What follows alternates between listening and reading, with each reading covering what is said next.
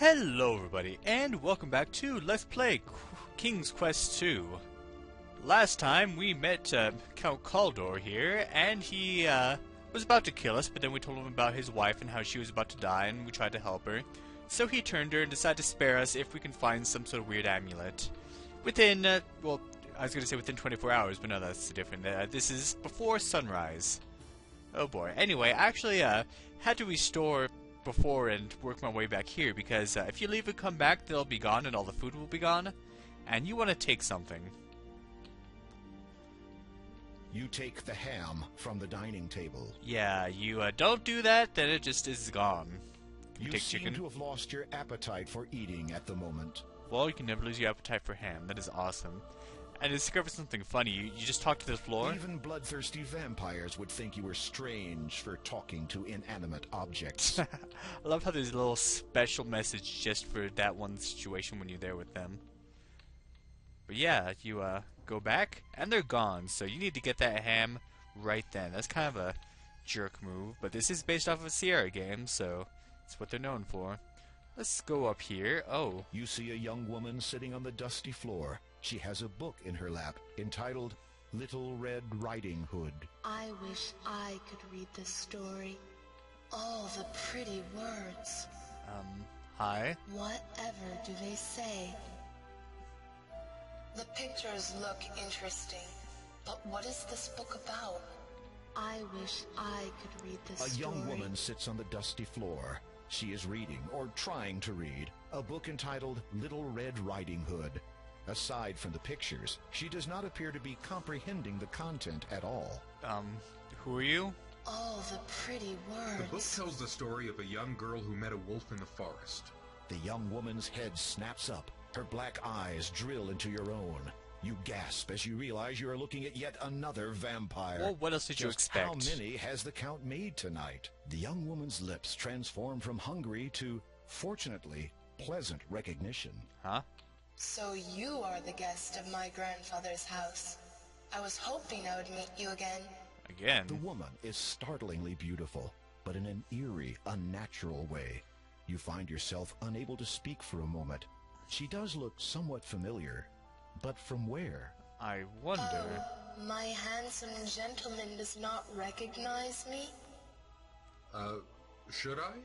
You remember the basket, the soup? Oh, dear Lord. With a start, you recognize the young woman. She's grown and matured considerably since you last saw her. And noticed. The little girl, Possum, has been transformed completely into this. She has traded her small ruby cloak for a dazzling satin robe of the same color. Are you unhappy with my appearance? No, it's just that you have me at a disadvantage. I do not know your real name. Anastasia. Oh. A beautiful name. So it's not Possum. Yes, 'twas one of the few things my parents left me before they died. They're probably buried somewhere on this island, as a matter of fact. What do you seek here? You explain your so far unsuccessful attempt to locate the tiara. The young woman looks thoughtful for a moment, then suddenly snaps her fingers. A discarded pile of books shift aside from the floor, and a single black book is revealed underneath. She appraises the black book with indignant incomprehension, then holds it out towards you. You take the book from Anastasia's hand. I do not suppose that has anything to do with it, but it must be about something important. You can actually kind of tell that it's the exact same voice actress that does Possum. You can kind of tell by the inflections. It's pretty cool. But yeah, they went all Renesmee on her, man. How do you feel about what the Count has done to you? I am not sure. I suppose I should be grateful. Grateful? Yes. If he had left me as I was, I would have faced the same danger that claimed the lives of my parents. Ah, the werewolves. The murderers hunt my family still. We will not be completely safe until they are gone. At least I now need not fear anything that prowls by night. True enough. And if you can avoid daylight altogether for the rest of eternity, you will be fine. It's kind of a sad prospect. Anyway, she gave us that book. Let's take a look at the book. This black book is entitled Sleepy Hollow. It feels lighter than its size would suggest. The smoked ham has a wonderful savory smell. It's hard to resist tasting it. It looks as though someone has taken a bite out of it. Kind of makes me hungry. You open the book and are surprised to discover not pages, but a hollowed-out section in which sits a silver key. The key's handle resembles the shape of a sleeping child. There also appears to be something written on the back cover of the book. Oh, really? In the hollow, you can see that the inside back cover has been written on.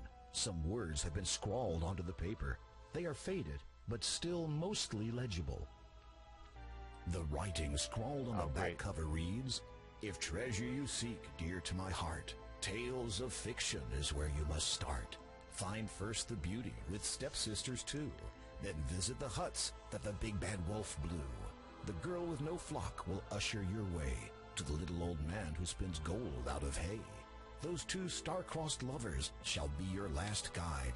They'll lead you to riches that pirates did hide. What you earnestly seek shall now truly be yours, though get it part wrong, and you'll be greeted by Mars."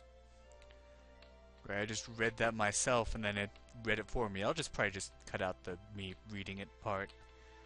And what's this key about? It is a shiny silver key. It sure is. It feels like it looks.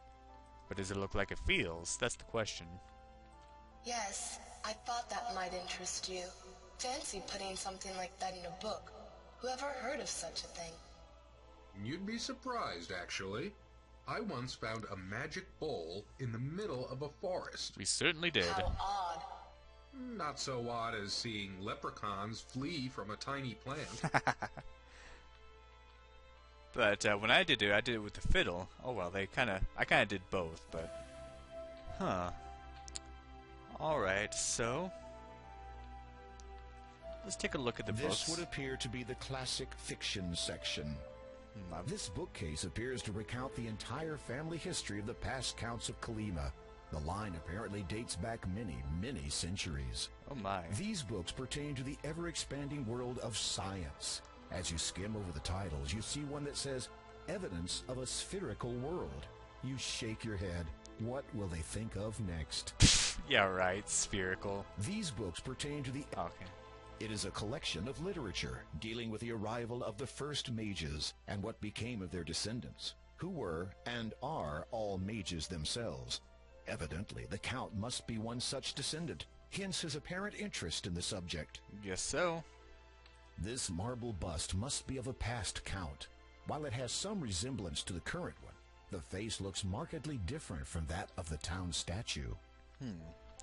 Alright, so let's check these books out. Oh, this is going to take a while. Yeah, I remember this took quite some time. We need to pull out books in order that was intended. Let me save here. So what happens if we pull out the wrong books? I actually don't know. I don't think I did it before. What was that? Oh, jeez. Ah. Ooh. You become acquainted with the greatest book critic of all time. That's what happens. So you want to be careful. Okay, let's try that again. Okay, so the first one...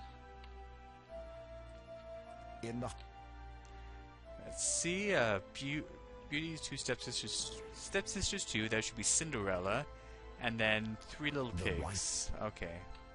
So you have to look and find the right one, and it can be kind of hard to find.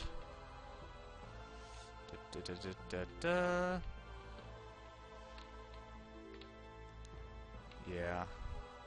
This might take a while.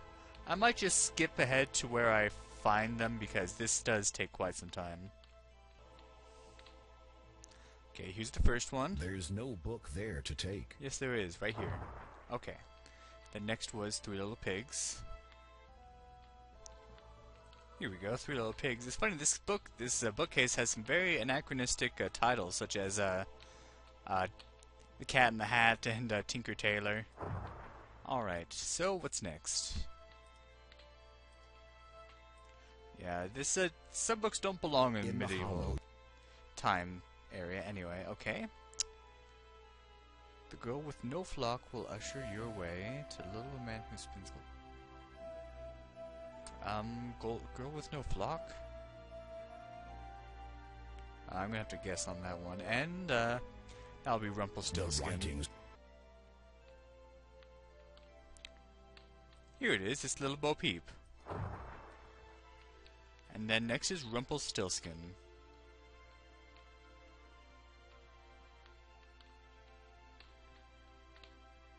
There it is. What's next? In the Hollow. Two star-crossed lovers shall be your last guide. You two riches that pirates did hide. Okay, it's two star-crossed lovers. That's gonna be Romeo and Juliet. And this last one I know is gonna be Treasure Island. The writing.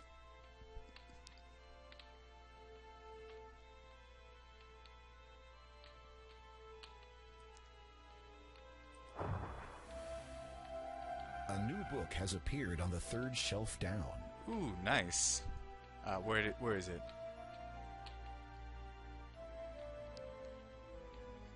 Where is it? Treasure Island. You've located the correct book. You pluck it from the shelf and read its title, Treasure Island. What is this? There seems to be a lock binding the cover shut. The keyhole requires a small, thin key. I wonder what key we require to open that book. Can we just force it open? You are unable to open the book, as it is locked. Aww. It is a leather-bound book entitled Treasure Island. It has a brass lock which binds the contents shut. You know, I've never read Treasure Island. It's one I've been meaning to read. The key fits perfectly into the lock. You turn it and hear a soft click. The book is now open. Alright. And, what's inside? Skimming through the book, you find that a map has been sketched onto the last page. Close scrutiny reveals it is a top-down layout of the castle and its surrounding grounds. According to this, the tiara has been buried near one of the graves. You shudder, hoping that this is not going to be a case of digging all night while trying to avoid unearthed zombies. There is also a small piece of writing near the bottom. A date of fate can be found with a first, a second, and a double of nothing. Yeah, that zombie thing was referring to King's Quest 4. I wonder what that riddle meant. First, a second, and a double of nothing. I wish only one thing as payment for helping you find that book. Oh? Of course. Would you be so kind as to take this bracelet and place it on my mother's grave? I believe she wanted me to have it while I was alive. Now, it seems no longer appropriate to keep it. Thank you. I must retire now. It will not be long before sunrise. Oh, shoot. Good night, Graham. Good night, Anastasia. Let's save. And let's take a look at this thing we just got. Hello, thingy. The bracelet looks like it would fit a small wrist. It is a circlet of diamonds surrounded by beautiful sapphires. You run your finger over the jewels. If Daventry didn't have a chest that is forever filled with gold, you would be tempted to look for a pawn shop right now. Alright, let's, we can actually leave now, I believe. Yes, we can. And the ghosts aren't there. So, let's see. Actually, have we looked at that,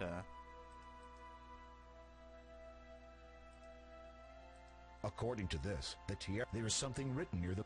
Okay. I'm guessing maybe that's the inscription on the grave? I don't know. It's cool. Aha, here we are. Oh, it's these guys again. Ghosts waver, as if being... Yeah, we've seen that. Hey, we've come with the purpose, guys. I don't want to. We don't have time for your shenanigans. As you hold up the bracelet, the ghosts seem to relax slightly. You wonder if it is now safe to approach them and enter the cemetery. Hope so. Lord Herbert and Lady Lillian, 1646 to 1668. Loving parents of Anastasia, beloved son and daughter-in-law of Count Caldor and Countess Lavidia. Our enemies be warned. Their untimely deaths shall be avenged. They shall indeed. That's it. You place the bracelet on the grave. It immediately sinks down into the earth. Oh, great. The ghosts do not respond at first. Then one of them drifts toward you. It nods, almost sadly. The ghost seems to want to say something, but appears unable. Its face, though transparent and hazy, is lined with grief and torment. Its facial features waver into focus. The ghost is female. I wonder if these are the ghosts of the... We understand that our daughter will never be joining us now. Oh, No longer do we need wait for her. Now we journey to the realm of the dead, where its lord waits to judge us. Farewell. You bow your head and cross your heart out of respect. While looking downward, you notice that a beautiful gold ring now lies at your feet. yeah. Have you ever read Scary Stories to Read in the Dark? That reminded me of the artwork from that book. You Holy feel cow. apprehensive about being here. I want the ring, though. You lift the gold ring from the ground and carefully place it in your pocket. Carefully now. It is a gold wedding band. A perfect circle. Alright. Let's take a look at some other graves. Mary Ann Drinkwater, 1230 to 1266. They had traveled safely for many a day until crossing a bridge along their way. She lost her balance and fell to her fate. He tried to save her, but it was too late. That's depressing. These are supposed to be funny. Susanna Somnia, 1195 to 1265. He had put her to bed after she'd had supper, but forgot next morning to stir and wake up her. Okay. Lord Herbert and Lady Lillian. Oh, that's... Lord... I want to read that one. Lord... I guess they're... Oh, they're both the parents. They're two different... Okay. Samuel You Believe, 1255 to 1300. This young man sought to be holy, to save himself from being lowly. He joined the hood and wore their cloth, eventually died from professional sloth. What? Okay. Princess Leia, 56 to 83. During labor, she used too much force. That's a good one right there. Boris and Olga.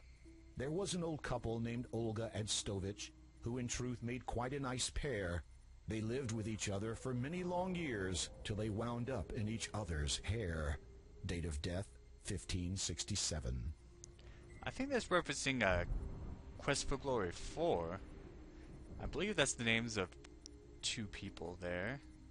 Alfred Chamberlain, 810 to 810.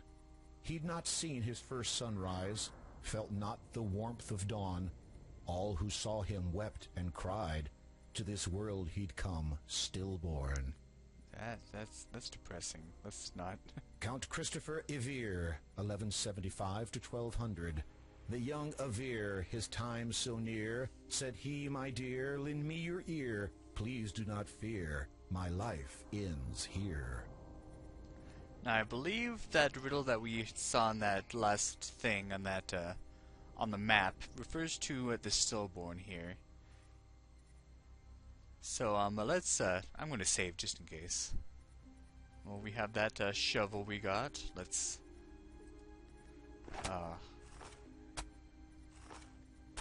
digging up a stillborn's grave. That just... Oh! That was not it. You become acquainted with your new roommate. You will both be spending a lot of time together. I guess I was wrong.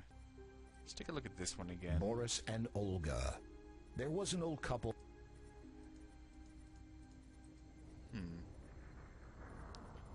Is it that one? I'm going to have to start guessing now because I'm not sure I understand the riddle very well.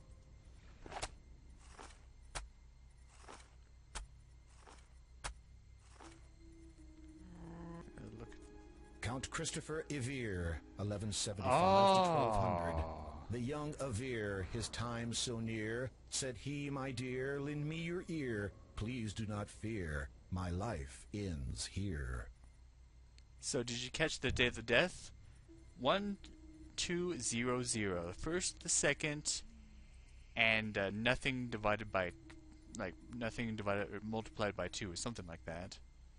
Yeah, there we go. Okay.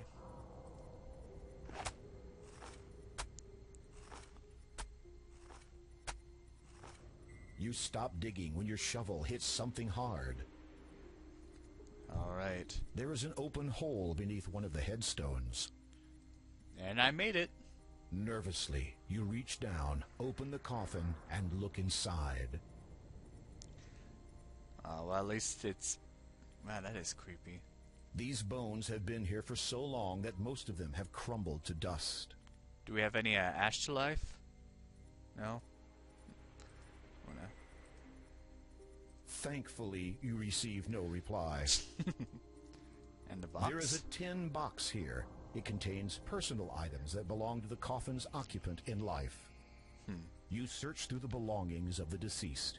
According to the headstone, they belong to a Count Christopher Ivir. After some tentative searching, you find a parchment. It appears to be the last will and testament of Larman Odnarb, healer. This isn't right. You run your eyes over the parchment. It's dated 1200, the same as the date on the headstone. However, the instructions pertaining to his burial were for Larman to be placed near his family at the church's cemetery. Oh dear. Uh-oh.